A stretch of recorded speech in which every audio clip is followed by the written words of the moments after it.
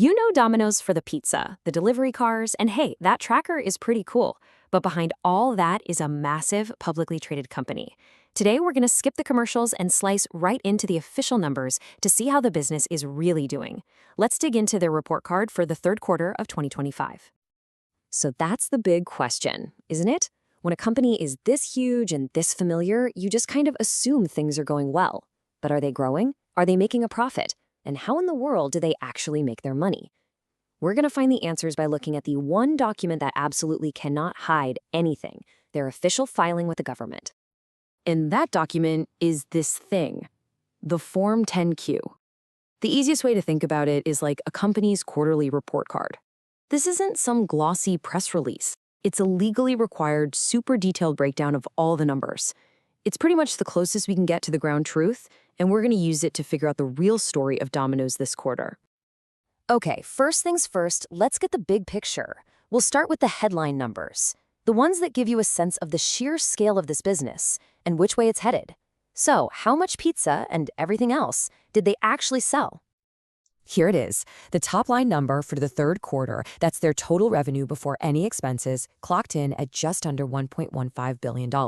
I mean, that is a staggering amount of money for just 3 months. It really shows you the massive volume of this global machine. But is that number actually good?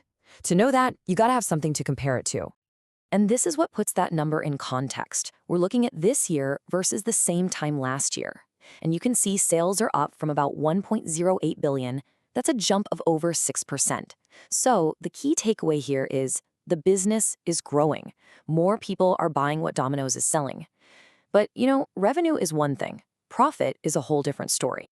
After you pay for all the dough, the cheese, the workers, and everything in between, this is what was left over. Net income, or pure profit, for the quarter was $139.3 million. A very, very healthy number.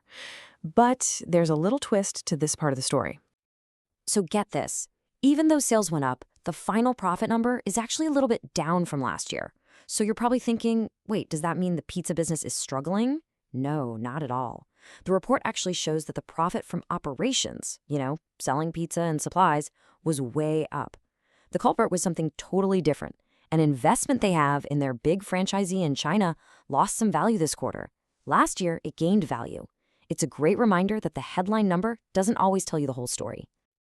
All right, so the core business is strong, but how does it actually work? I mean, how do they make all the money? They do sell pizzas from their own stores, sure, but that's not even close to the whole picture. The real business is this brilliant 3-part model. Let's break it down. This chart shows you exactly how that profit engine is built. About half of the company's income comes from its U.S. stores. The other half? It's split almost perfectly between its supply chain business and its international operations. So let's take a look at what each of these slices really is. First up, the U.S. stores. This is the biggest piece of the pie, but here's the kicker. Domino's doesn't own most of these stores. Something like 99% of them are run by franchisees, independent business owners who pay Domino's a fee, a royalty, for the right to use the brand in the system. It's an incredibly high-margin, consistent stream of cash for the main company. Slice 2 is the supply chain, and this is their secret weapon. Domino's is also the required supplier for all its franchisees. It runs these huge centers that sell them everything, from the dough and cheese to the pizza boxes. Think about it. It's a guaranteed customer base, which makes this a super powerful and profitable business all on its own. And the third slice is international. Here, Domino's is even more hands-off. They usually find one master franchisee for an entire country. That partner is then in charge of building all the stores and managing the brand, and they pay royalties back to Domino's headquarters in the US. This lets them expand like crazy all over the world with very little of their own money. So we know the business is growing, and we know how it makes money. Now let's look at what is actually driving that growth. In a business like this, it really boils down to 2 key things you can do. And here they are.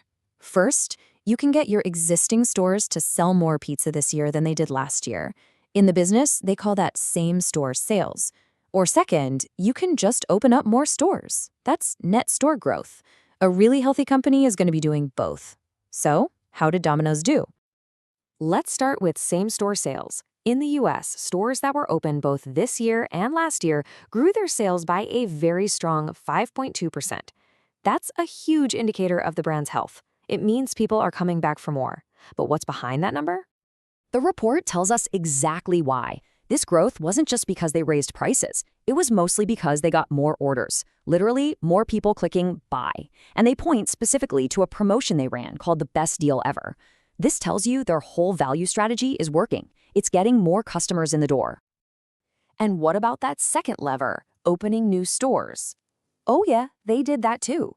Globally, the company added a net of 214 new locations in just 3 months. And most of that growth, about 185 of those stores, came from international markets.